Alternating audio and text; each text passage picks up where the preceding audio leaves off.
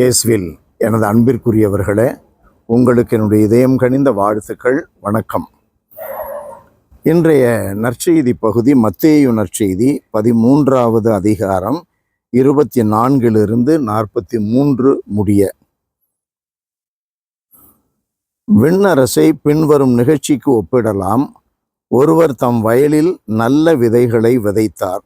அவருடைய ஆள்கள் தூங்கும்போது அவருடைய பகைவன் வந்து கோதுமைகளுக்கு இடையே களைகளை விதைத்துவிட்டு போய்விட்டான். அன்பானவர்களே, இந்த விதைகளும் களைகளும் என்ற உவமையில் ஆண்டவர் இயேசு நமக்கு ஒரு குறிப்பிட்ட காரியத்தை விளக்குகிறார். விதைகள் என்ற இறை வார்த்தையை நம்மில் விதைப்பவர் இயேசு ஆண்டவர், கடவுள். அது நல்ல நிலத்தில் விதைக்கப்படுகிறது. நம்முடைய இதயம், நம்முடைய வாழ்க்கை.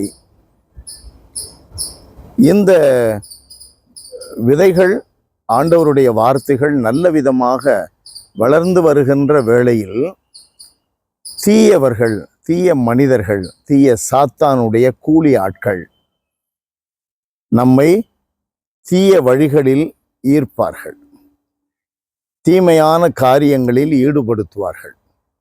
அவர்கள் நம்மிலே விதைக்கின்ற எண்ணங்கள், விதைக்கின்ற காரியங்கள் அந்த களைகள். அதுக்கு நடுவில் ஒரு வார்த்தை ஆண்டவர் இயேசு சொல்றாரு. அவருடைய ஆள்கள் தூங்கும்போது அவருடைய பகைவன் வந்து கோதுமைகளுக்கிடையே களைகளை விதைத்துவிட்டு போய்விட்டான். அன்பானவர்களே, நம்ம தூங்குனாதான், ஜபத்தில் தூங்குனாதான், ஜபம் பண்ணாமல் நம்முடைய விருப்பம் போல நடக்கிறது தான் தூக்கம். கடவுளை நாடாமல் நம்மை மையப்படுத்தி வாழ்வது தான் தூக்கம். இயேசுவினுடைய மதிப்பீடுகளின்படி வாழாமல் உலக மதிப்பீடுகளின்படி நம்ம வாழ ஆரம்பிக்கிறது தான் தூக்கம். அப்படி தூங்கும் பொழுது, அப்போ உலக மதிப்பீடுகளின்படி நடக்கும் பொழுது, சோதனைகளுக்கு அடிமையாகும் பொழுது, இச்சைக்கு அடிமைப்படும் பொழுது, கடவுளுடைய மதிப்பீடுகளின்படி நடக்காமல் தான் தோன்றித்தனமாக நடக்கும் பொழுது என்ற இந்த தூக்கம் இருக்கிறதே, அப்படிப்பட்ட தூக்க வேளையில்தான் சாத்தான் உள்ளே புகுகிறான். தீய மனிதர்கள் உள்ளே புகுகிறார்கள். அவர்கள் களைகளை விதைக்கிறார்கள். களைகள் தான் நம்மை சாவுக்கு அடிமையாக்குகின்றன, நம்முடைய பாவங்களுக்கு, இச்சைகளுக்கு அடிமையாக்குகிறது. அதன் விளைவு, பாவத்தின் விளைவு, சம்பளம், மரணம். அன்பானவர்களை பாருங்க, how stealthily Satan enters into you through your so-called friends.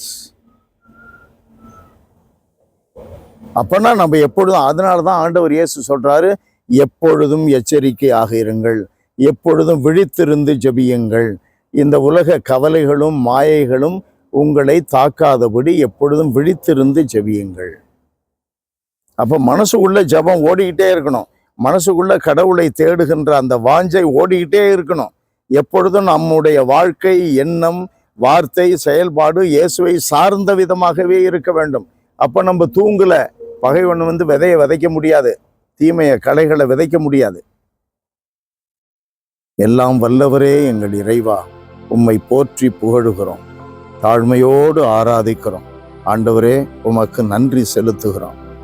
நாங்கள் எப்பொழுதும் விழிப்பாயிருந்து ஜெபித்து வாழ எங்களுக்கு துணை புரியும். இயேசுவின் பெயரால் மன்றாடுகிறோம் தந்தையே. ஆமென், ஆமென்.